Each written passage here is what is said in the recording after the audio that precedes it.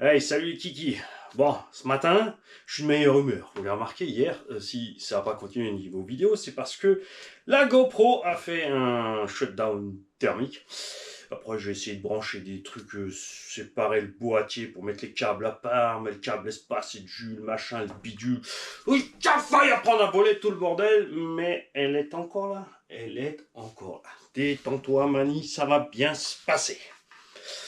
J'en étais resté donc aux pilotes sympas et cool, c'est toujours les mêmes, qui reviennent dans les discussions, à savoir Guillaume GVP Racing, RSRC, Sartel, Vartel, et plein d'autres évidemment aussi. Je connais pas tous, comme je traîne pas dans le milieu de la compétition, mais en discutant avec les gens, voilà, c'est toujours les mêmes qui sont super cool. Quand je te parle de pilotes, il y en a plein qui sont cool, mais je te parle de ceux qui ont du visu, d'accord. Ensuite, XRT. Le XRT, quand j'ai changé ma couronne, puisque j'ai mis une couronne de 54, j'ai pris un arbre complet que j'avais là, et j'ai mis l'arbre complet dedans. Et bien, se trouve que ce pignon d'attaque principal, pas pignon d'attaque, le pignon de réduction primaire, a éclaté. Parce que c'est un tout vieux qui n'est pas aussi dur que les nouvelles versions, tout simplement. On a ratiboisé toutes les dents. C'est dans la vidéo d'essai avec le Arma Nero Big Rock qu'on a pu enfin essayer. Donc le véhicule, il n'a toujours pas roulé. Vous allez voir la vidéo. L'engin est absolument totalement neuf sur la vidéo. Ça veut dire que depuis que je vous l'ai présenté, il était posé sur l'étagère. On avait installé un combo Monster X8 à bord. On va laisser de côté le temps qu'il fasse assez beau et que Sergio et moi, on ait le temps de se voir. Donc l'essai arrive. Très agréable à piloter, bien sûr, en vitesse avec le moteur Castle 1520. Autonomie 25-30 minutes en vitesse, ça va, c'est cool. VMAX, on pourrait peut-être tirer un petit peu plus. Et pour l'instant, on a fait un run tranquille, puisque Sergio voulait pas cette machine pour faire le cochon, mais juste parce que la carreau est belle et se faire plaisir. Et il aime bien en plus les engins qui ont un anthrax un peu plus long, comme il roule en Suisse sur une piste de 1/5, c'est sympa d'avoir des 1.7 et des 1.6. Et quoi d'autre? J'ai vendu mon TB7 puisque j'attends impatiemment les versions suivantes. Entre-temps, je vais peut-être prendre un DF7 V3 puisque le temps que se fasse ce que j'ai envie d'avoir. J'avais pas spécialement envie de le vendre, mais pour mon plus grand plaisir, Alexis m'a écrit et j'avais pas envie de lui dire non, parce qu'il avait arrêté la RC un petit moment. Alexis et Régis, vous les connaissez déjà, vous les avez vus en vidéo, souvenez-nous, avec le Coralie Moxou et plein d'autres fois. Donc ils se tapent 350 bornes pour venir me voir. Eux aussi d'ailleurs, ils sont près de chez JGM Store. Normalement, ils sont clients chez JGM Store, je crois. Ou c'était un autre. C'est bien que ça. Maintenant, j'ai un doute. Alexis, si tu es dans les commentaires, est-ce que tu peux nous dire ça? Donc j'en étais parti, oui, donc Gulliver, JGM Store, Pro 67 Pro...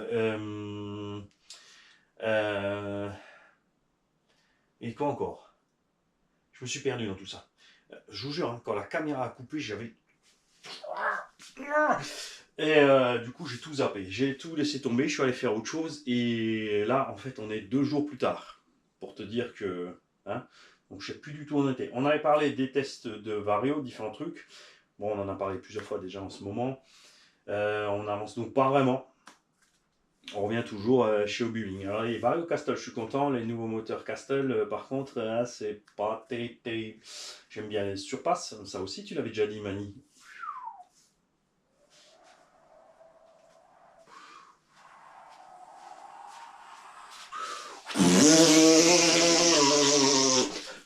Et... Parle à mon cul, ma tête est malade. C'est une catastrophe. C'est une catastrophe. Le Losi 5T. Ah, là, c'est James du Val d'Argent qui en a envie. Donc, ouais, on est content en 12. C'est sûr qu'en 18, c'est plus rigolo. Mais là aussi, une fois de plus, c'est vrai que le système au booming avec le capteur, tout ça, machin, c'est super tranquille. Ça marche à merveille. Donc, une forte chance que ça parte chez James, qui est... Je sais plus si tu étais le premier de la liste, mais il est à côté, comme ça on pourra toujours voir le Losify. Et moi je ne sais pas encore. D'un côté, j'ai aussi envie de faire ces essais en 18S, mais bon, on en a plein de partout à faire, ça je vous l'ai dit l'autre jour. Et l'essentiel de ce que je voulais vous dire aujourd'hui, c'était pas ça. Ça c'était juste pour finir le blabla d'hier qui était parti dans tous les sens. Donc on a recommencé dans tous les sens, comme ça tu t'y retrouves. Sinon, tu fais pas le lien. Tu vas de quoi il parle? Ah, mais je me suis posé la même question hier. Attends, je vais voir. Comme ça, tu auras la suite.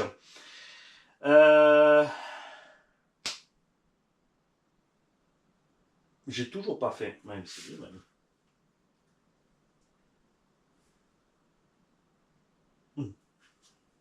Je suis perdu.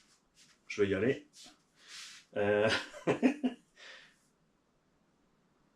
J'avais allumé la caméra, pas pour vous dire ça, mais... Ah, mais oui, maintenant ça me revient. À la base, j'étais parti pour faire le sujet sur... pour le coin du débutant, enfin, la vidéo débutant, je sais pas quoi. Bon, c'est pas grave. On va commencer au commencement. On a une Obao Hyper VT 2+ à préparer pour Gilles des Îles, notre breton expatrié. La carrosserie, elle part chez LB Painting. Bertrand est de retour. Alors attention, il a dit faites gaffe. Il ne prendra pas tout parce que il veut pas faire des listes d'attente énormes. Il a donc déménagé, il a avancé sur les travaux pour ce qui est de l'essentiel. Il a repris le travail, mais il a des travaux à finir. Et il a repris la peinture à côté, d'accord? Et tu vas me dire, quelle est la liaison entre tout ça, ce que tu as dit hier? Eh bien, la liaison entre tout ce que j'ai dit hier, c'est, souvenez-vous, je t'ai parlé d'un pilote qui s'appelle Raphaël, qui roule en techno. Et je tenais à remercier LB Painting, parce que c'est lui qui s'occupe des carrosseries de Raphaël pour rouler en compétition.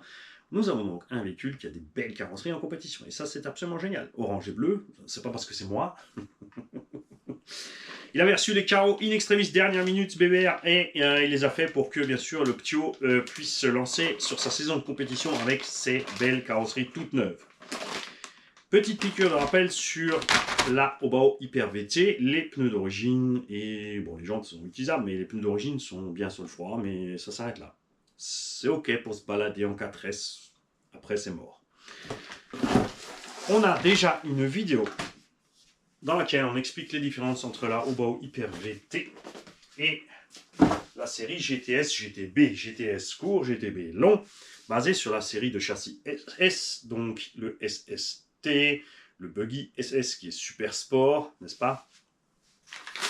Et pas autre chose, parce que c'est vrai qu'en ce moment ils sont nouveaux à fond la caisse. C'est avec l'enjoliveur en feutre sur la tête là. Et...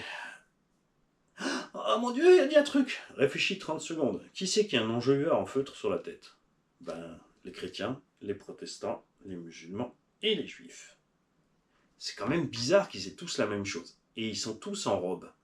Et les leaders de toutes ces sectes, parce que c'est pas autre chose, ils sont tous riches à péter. Si t'as pas fait le lien, c'est que t'es croyant, et c'est vraiment le seul miracle de la religion à ce jour, c'est qu'il y a des jours des gens qui croient. J'en étais où? En janvier, rien à part, c'était le rapport avec les jantes. Et... donc, la VT est le dernier modèle. Les SS sont les versions Super Sport, donc c'est plus axé loisir. Ça, par contre, ça... Enfin, que ce soit la série SS, donc GTS, GTB ou VT, bien sûr, sur circuit, tu t'en sors bien. Tu t'en sors mieux avec la VT parce que le châssis et le train avant ont été faits spécialement pour le bitume. Les deux autres ont un kick-up, donc beaucoup les prennent aussi pour rouler plus sur parking ou un petit peu tout terrain aussi, mais au final, on a remarqué que la VT, quand on met les amortos en bas, on arrive à sortir plus de garde-sol de la VT finalement que de la GTS et GTB. Pour GTS GTB, il faut aller changer l'échappe d'amortos ou carrément les amortos pour réussir à récupérer autant de garde-sol que ce qu'on peut avoir là. On va donc régler cette machine et la préparer comme on a fait la précédente pour Gilles. sortir le diff central, changer l'huile du central, sortir le diff avant, changer l'huile de diff avant. Il va bien sûr rouler avec des GRP, ou SP ou PMT, ou ce qui lui va bien chez lui, évidemment. Ça dépend de ce que tu peux avoir, sur quelle zone tu es. Perso, depuis que GRP a sorti sa nouvelle série pneus, c'est vrai que j'en ai encore des autres à finir, des PMT et des SP, mais voilà, c'est vraiment GRP pour moi, pour ce que nous on fait, dans nos conditions, c'est au-dessus du lot, surtout que c'est le seul qui a fait une gamme spéciale parking sale, poussiéreux et humide. Les gammes chez les autres pour les pilotes loisirs sont vraiment pas terribles, surtout pas en 1.5. J'avais essayé des pneus loisirs, je crois que c'était SP. Alors ils font une série de pneus complète et une série de pneus loisirs. La série de pneus loisirs, tu peux rien en faire en fait. Je sais pas pourquoi ils ont fait ça. Bref, on va sortir les 3 diffs, on va préparer les huiles et nous profiterons de cette machine pour précisément faire le tuto dont j'ai parlé, puisque nous parlerons des différentiels dans cette prochaine série de débutants, pas en détail, mais les généralités, les différents types, comment ça noter, où ça, etc., etc., etc. Pour les huiles de suspension et les pistons, il faut se méfier sur une chose. Bien sûr, si tu prends neuf en boutique à l'heure actuelle, tu auras forcément les dernières versions, c'est-à-dire les pistons avec un peu moins de trous. On est donc, comme tu peux le voir, beaucoup plus ferme sur les huiles. Alors, à l'avant, ça se passe bien, mais à l'arrière, on a constaté que cette huile est un peu trop épaisse pour ce que nous, on fait. Perso, je couche les amortos et je descends les portes fusées en bas. Du coup, on a la même garde au sol, mais on a couché plus l'amorto, donc on se bat bien contre les roulis. Enfin, un peu mieux. C'est ce que j'ai fait sur la Extreme VTE2. Quoique non, je ne sais pas si j'avais fait ça. Gilles, il faut qu'on se mail. Au bas au livre, toujours, et ça c'est incompréhensible, ce palonnier plastique ridicule avec. C'est pas très grave puisque la plupart des cerveaux sont livrés avec des palonniers alu maintenant. Hein, moi je prends toujours, temps que ce soit du 9 iMode ou autre chose, les cerveaux de ce genre arrivent toujours systématiquement avec le petit palonnier alu. C'est toujours le même, hein, peu importe la marque du cerveau d'ailleurs, on a remarqué. Tiens, regarde, là, je vais te sortir un autre. Quoique ceux-là, ils ont peut-être un peu le plus beau. Donc ça, c'est des Yipin directement. 70 kg, existe aussi, bien sûr, en 35 et 40. Et eux... Ah, mais alors, oui, c'est du plastique. Par contre, c'est du plastique un peu plus ferme. Il n'y a pas le palonnier alu. Ce Costernac. Et les GX aussi hein, arrivent avec les palonniers alu. Donc, on se prend pas la tête. On fout le palonnier alu livré avec le cerveau. Et c'est parti.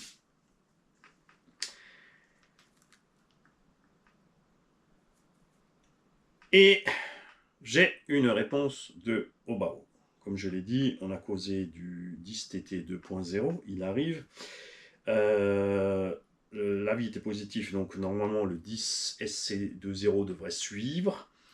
Le 2VD, basé sur le Dragster, et il bosse sur donc, le Truggy VSE2. Mais ça, c'est pas pour tout de suite. Et là, les gars, ils me disent, mais Mani, on ne sait pas ce que tu as pris, mais ça doit être bon parce que tu nous as dit tout ça hier, et avant-hier, et avant-avant-hier, et avant-avant-hier. C'est pour être sûr que vous avez tous compris, puisque chaque fois que je fais une vidéo, on retombe toujours sur les mêmes questions. Donc maintenant, je fais chaque fois la même vidéo. Comme ça, on est carré. Hein? Électronique. On va installer toujours du Obi-Wan aussi. Et on attend, c'est ça qu'on attend, les carrosseries de Lolo Posca, puisque Gilles a pris 2 carreaux, une pour lui, une pour sa fille. Donc ma mission est d'envoyer celle-là chez Bibi, ensuite, et de faire en sorte que les 3 carreaux se montent juste plug and play d'une machine à l'autre, comme ça, ils peuvent swapper comme ils ont envie, selon ce qu'ils veulent faire. Alors, j'ai envie quand même, Gilles, de faire un peu plus performant avec celle-là que l'autre. Oui, pour ta fille, pas pour... Te touche pas, tu ne touches pas, c'est sa voiture à elle. Ce qui m'a déjà dit, ouais, si tu dois faire marcher mieux, je vais la prendre moi. Non, non, non, t'es grillé.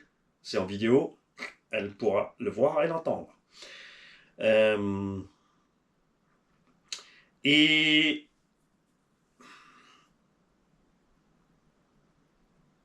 Aujourd'hui, ça va pas. Alors, l'autre jour, tu piques une colère. Aujourd'hui, tu perds la boule. Ça va plus, Mani. Ça va plus du tout. Donc, je vais y aller. C'est plus simple. Ah, parce que là, si je commence à bosser là-dessus, je vais faire un massacre. Il y a des moments où il faut savoir s'arrêter, d'accord? Du café, j'en ai assez bu. Dormi, j'ai assez. Et tu n'as plus de télécommande manie. C'est la GoPro. Calme-toi. Et la GoPro, tu peux lui parler pour qu'elle s'arrête. Et ce qui va être très drôle, c'est que je vais lui dire de s'arrêter et je serai encore là, tu vas voir. Vous êtes prêts? On va essayer. Déjà, je ne sais pas si en fait quand tu dis cette phrase, si la GoPro coupe automatiquement cette phrase avant ou si tu es obligé d'aller sur le logiciel de montage, faire sauter cette phrase à chaque fois. Parce que sinon, à la fin de toutes les vidéos, vous allez entendre GoPro arrêt. Je suis encore là. GoPro stop. GoPro arrêtez enregistrement. Je suis encore là. C'est génial. C'est de la merde. Je vais essayer de te parler discrètement. Ensuite, je vais m'approcher et je vais te casser la gueule. GoPro, arrêtez enregistrement.